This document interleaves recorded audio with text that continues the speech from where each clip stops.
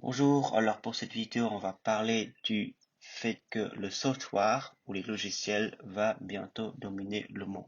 C'est ce qu'on verra de plus en plus, où tout ce que nous faisons sera de plus en plus digitalisé, où qu'on aura de moins en moins on va dire de quelque chose qui est physique, mais que ce sera de plus en plus digital, donc qui sera dans le cloud ou qui se sera bientôt connecté en fait, on appelle ça des objets connectés.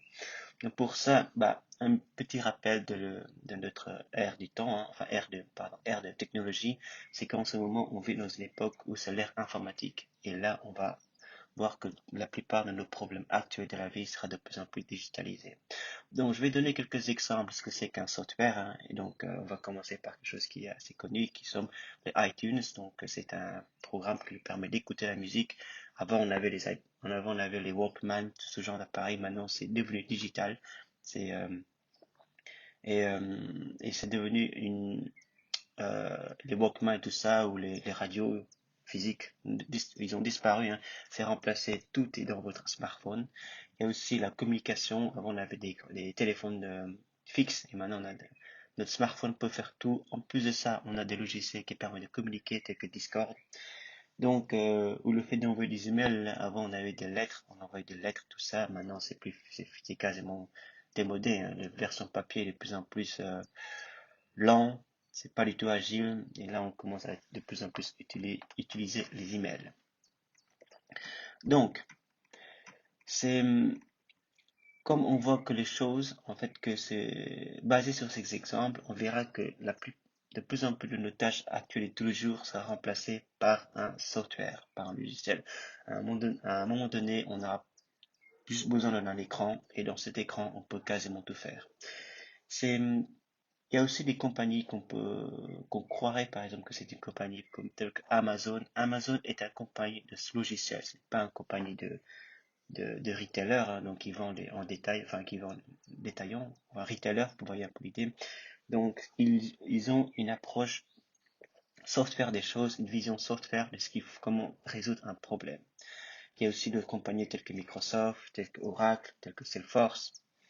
Et toutes ces compagnies, en fait, ce qu'ils ont compris, c'est que quand on veut réaliser un projet qui est grand, eh ben, généralement, on va droit dans le mur. C'est que parce que les grands projets ne sont pas facilement prévisibles à cause tout simplement du marché qui change assez vite, à cause aussi que euh, quand on est en train de construire un logiciel, eh ben, le temps de construction, le problème a déjà disparu, hein. Le, le client a besoin d'autre chose maintenant. Et aussi que ce qui marche le plus, c'est quand on commence à créer des petites fonctionnalités, enfin, des petits logiciels, et après on met à jour de façon continue. Donc, il y a d'où l'idée de build et buy. Donc, build, c'est quand on construit un projet ou un logiciel, et buy, quand on achète le logiciel. Donc, build, pour l'équipe software, on utilise la méthodologie agile qui consiste, par exemple, qu'on est en train de construire un projet ou un logiciel, et on va le délivrer, hein, tout simplement au client, et après on regarde le feedback que les clients nous donnent, et là on corrige selon le désir des clients, selon les feedbacks qu'on a reçus. Et ben pour le client, ça c'est bien. Et pour le client, quand les buy c'est différent. Les clients, ils utilisent ce qu'on appelle un contrat, ils achètent vos logiciels, et après nous on le délivre, et après ils ne vont pas nous réacheter à nouveau. Donc il n'y a pas le côté continu, ils achètent une fois et c'est bon. Du coup, ce sont deux choses qui sont assez que, que les, euh, que les softwares doivent comprendre. C'est que, c'est que qu'on appelle ça déjà, la, quand on achète quelque chose, les acheteurs, ils utilisent les méthodes waterfall, c'est-à-dire qu'on recommence à zéro à chaque fois. Et nous, les softwares, nous, on n'a pas cette approche. Nous, c'est plutôt une approche continue. On donne un produit, mais on compte à l'augmenter. Mais quand on achète quelque chose, on veut un produit fini, on veut pas un produit qui est à moitié fini. Donc, en conclusion, aujourd'hui, avec tous beaucoup les grandes boîtes du monde sont tous les grandes boîtes de software, hein. Donc, c'est devenu quasiment une obligation parce que c'est pas que ça concerne l'IT ou les développeurs. Même les product owners, les CEO, les CEO, les CFO, donc tout ce qui est Chief Financial Officer, les sales, tout le monde doit avoir une approche software. Une approche software, ça veut dire quoi? Une approche software, c'est qu'il doit comprendre que pour un problème business, n'importe lequel, si on arrive à mettre ça dans le domaine de l'informatique, et on peut résoudre ce problème assez facilement et assez flexible. Donc, en fait, qu'on se demande, c'est comment on peut résoudre ce problème avec un software, donc avec un logiciel.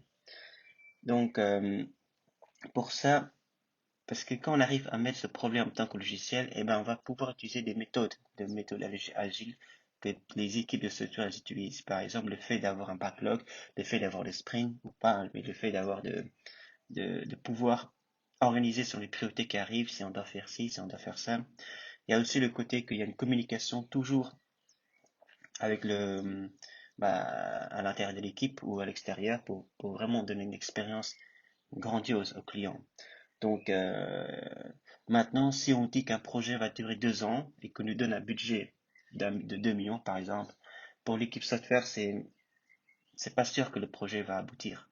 Parce que ça change vite et parce que les priorités changent. Si ça se trouve, on doit changer tout le scope. Et donc, du coup, euh, c'est plus prévisible comme avant. Dans des projets sur 10 ans, c'est incroyable. C'est comme si on demande aujourd'hui de créer une application et on vous donne 10 ans pour le terminer et avec un budget de 10 000 euros, enfin de 10 millions d'euros. Vous dites, mais on ne sait pas ce qui va se passer dans l'avenir. Il faut résoudre un problème sur l'instant T, que voilà, on essaie de résoudre ça de façon continue. C'est, donc pour eux, en fait, ils pensent que tout pourra se résoudre grâce au software. Pour eux. Moi, je pense aussi, parce que moi, je suis développeur, hein, alléluia. Donc, et que tous les problèmes seraient adressables grâce à un software point de vue. Ce qui veut dire que euh, la bonne nouvelle, c'est qu'aujourd'hui, bah, on vit quasiment, surtout en Europe, tu sais que quasiment tous les problèmes peuvent se résoudre de façon software, hein. On peut réserver un ticket d'avion via un site internet, enfin, via leur application, enfin, via leur site internet, on peut créer un tas de choses. Donc, tout se fait quasiment sur notre smartphone, sur notre computer, sur notre PC ou notre Mac.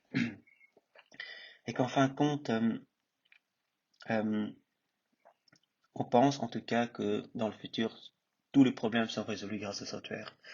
C'est, si on regarde un peu l'évolution de l'histoire, on peut voir qu'en 1950 ou 1960, on a commencé à digitaliser tout ce qui est numérique, donc tout ce qui est calcul mathématiques et tout ça, tout ce qui est chiffres. On arrive à créer des machines à calculer pour nous, hein. On fait plus ça nous-mêmes.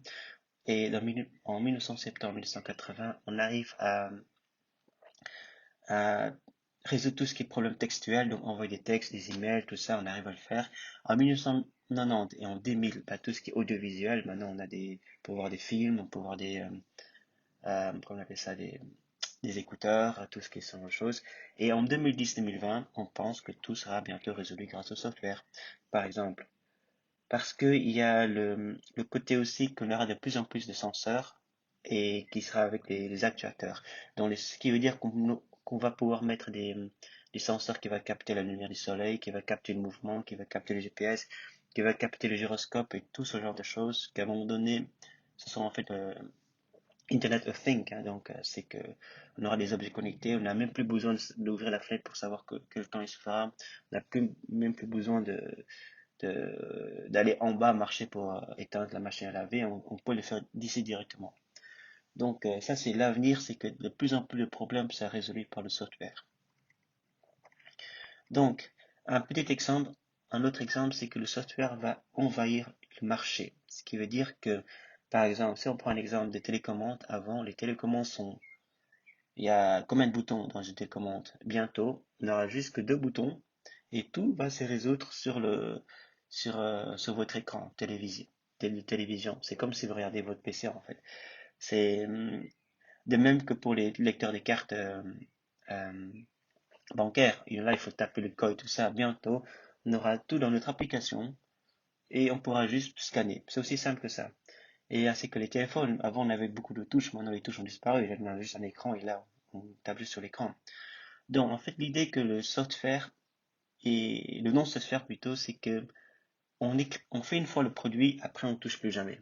Alors, le software, c'est l'inverse. On fait un peu le produit et mais on le met à jour toujours. Ce qui veut dire qu'on doit mettre un device le plus simplement possible et tout le reste sera mis à jour grâce à un logiciel, grâce au software, ça s'appelle les updates simplement. Et ce qui nous permet d'être très agile et pourront nous adapter aux besoins du client. C'est l'avenir, on aura les casques virtuels et ce genre de choses de réalité augmentée et où un device est assez minimum. Bien sûr, on aura des matériels de plus en plus mis à jour, mais les, plus, les mises à jour plus fréquentes, ce sera les softwares. Donc, avant, on pensait que le software, c'était dans le back-office, ça veut dire que le software, ils sont dans leur coin. Maintenant, on commence à créer un business model basé sur ce software, basé sur l'agilité, basé sur la demande du client, basé sur tout doit être déjà digitalisé le plus possible. Et du coup, on peut se focaliser sur le besoin du client. Si qu'il veut quelque chose, on va l'aider à ce qu'il ait ce genre de choses. Donc aujourd'hui, étudier l'informatique n'est même plus un luxe, n'est plus une option. C'est étudier parce que tout sera bientôt, à un moment donné, digitalisé et il faut que vous sachiez naviguer dans ce genre de choses. Et aussi, les software people ne vont plus acheter des grands blocs, ils vont juste acheter des petits blocs maintenant. Ce qu'on veut dire par là, c'est qu'ils vont acheter ce qu'ils ont besoin. C'est que c'est la définition du cloud. Le cloud n'a plus besoin d'acheter des gros serveurs, ce sera juste un serveur qu'il nous faut et on va le scaler s'il faut. Et aussi, on préférera d'augmenter nos produits au fur et à mesure plutôt que de donner une solution déjà toute faite. Et oui, il y a beaucoup de problèmes qu'on peut voir aujourd'hui, comme par exemple les GPS TomTom qui sont en train de disparaître pour une application Google Maps. Google Maps est en train de tout simplement dominer le marché sur ce qui est navigation. Et on préfère l'agilité. Hein. Donc, et à un moment donné, en fait, on peut comprendre si on se réfère un peu à la loi de Darwin, hein, qui est que, voilà, la phrase exacte, c'était quoi déjà? C'était celui qui ne peut pas s'adapter rapidement mourra. Enfin, celui qui peut s'adapter rapidement survivra. C'est qui le fait qu'on doit être agile. Agile, si le marché change, on change aussi. Si les gens ont besoin d'autre chose, on change aussi. Une seule façon de faire, c'est rester dans le software parce que c'est juste des codes, c'est juste, c'est c'est pas aussi rigide que ce qui est physique.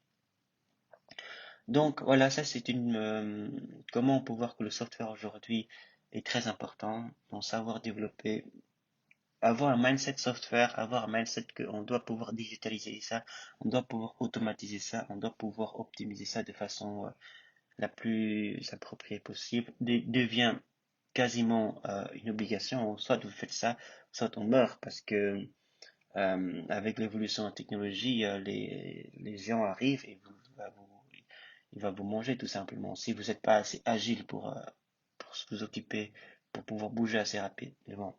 Bon, c'est tout pour cette vidéo. J'espère en tout cas que ça a été suffisamment clair. En tout cas, moi, je trouve que c'est un sujet assez intéressant. C'est un peu différent des autres. Donc, on se verra dans une autre vidéo. Au revoir.